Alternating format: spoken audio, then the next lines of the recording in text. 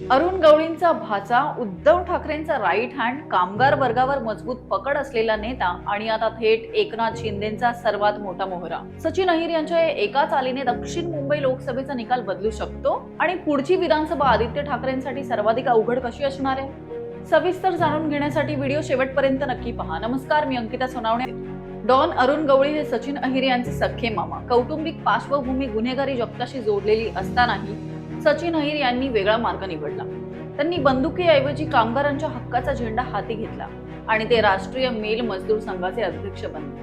1999 मध्ये वयाच्या अवघ्या 27व्या वर्षी ते शिवडीतून आमदार झाले. शरद पवारांच्या मार्गदर्शनाखाली तयार झालेल्या या तरुणाने 2004 आणि 2009 अशी सलग 3 टर्म आमदारकी जिंकली आणि ते थेट राज्याचे गृहनिर्माण राज्यमंत्री बनले. SRA आणि गृहनिर्माण प्रकल्पांमध्ये महत्त्वाच्या निर्णयांमुळे मुंबईत त्यांचा मोठा दबदबा निर्माण झाला. 2014च्या वरळी विधानसभेत सुनील शिंदेंकडून सचिन अहिर यांना पराभवाचा झटका बसला. त्यानंतर त्यांच्या कारकिर्दीला मोठं वळण मिळालं. 2019 मध्ये आदित्य ठाकरे पहिल्यांदा वरळीतून निवडणूक लढवणार होते. तिथे सचिन अहिर यांचे मोठे आव्हान होते, पण अहिर यांनी शरद पवारांची साथ सोडून शिवसेनेत प्रवेश केला आणि आदित्य ठाकरे यांच्यासाठी वरळीचं मैदान मोकळं करून दिलं. त्या बदल्यात त्यांना उपनेतेपद आणि 2022 मध्ये विधान परिषदेची आमदारकी मिळाली. 2022च्या ऐतिहासिक बंडानंतरही ते उद्धव ठाकरेंसोबत खंबीरपणे उभे राहिले. सचिन अहिर यांचं बॉलिवूड कनेक्शनही तगडे आहे. त्यांच्या पत्नी संगीता अहिर या प्रसिद्ध चित्रपट निर्मात्या आहेत. वरळी फेस्टिवल आणि मुंबईतील सर्वात ग्लॅमरस दहीहंडीचे आयोजन म्हणून सचिन अहिर तरुण वर्गात प्रचंड लोकप्रिय आहे. पण म्हणतात ना,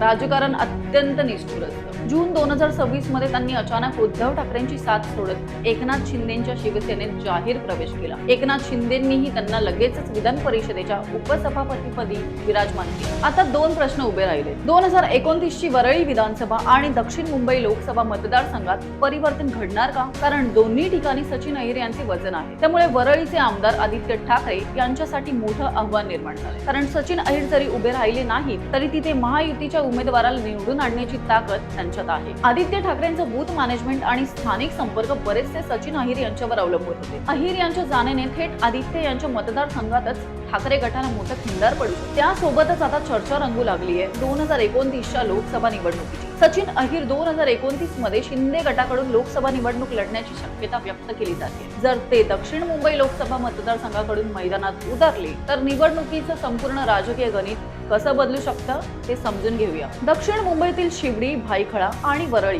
या पट्ट्यात अहिर यांचं मजबूत कामगार नेटवर्क आहे. सध्याचे ठाकरे गटाचे खासदार अरविंद सावंत यांच्यासाठी हा लढा अत्यंत कठीण होईल. महायुतीला मुंबईत एक आक्रमक आणि कामगारांशी नाळ जोडलेला चेहरा मिळाल्यामुळे पारंपरिक मतांचे विभाजन होईल, ज्याचा थेट फायदा शिंदे गटाला मिळू शकतो. राजकारण हा कायमच शक्यतांचा खेळ राहिलाय. आजचे मित्र उद्याचे सगळ्यात मोठे राजकीय विरोधक असतात. सचिन अहिर यांचा हा नवा राजकीय डाव 2029 मध्ये यशस्वी ठरणार का? आदित्य ठाकरेंची ही धोक्याची घंटा आहे का? आणि सचिन अहिर लोकसभेला उभे राहिले तर दक्षिण मुंबईची जनता त्यांना स्वीकारणार की पुन्हा ठाकरेंच्या पाठीशी उभी राहणार? तुम्हाला काय वाटतं? तुमची प्रतिक्रिया कमेंट करून आम्हाला नक्की सांगा. व्हिडिओ आवडला असेल तर लाईक करा, जास्तीत जास्त शेअर करा आणि अशाच सखोल विश्लेषणांसाठी प्युअर राजकारण चॅनलला सबस्क्राईब करायला विसरू नका.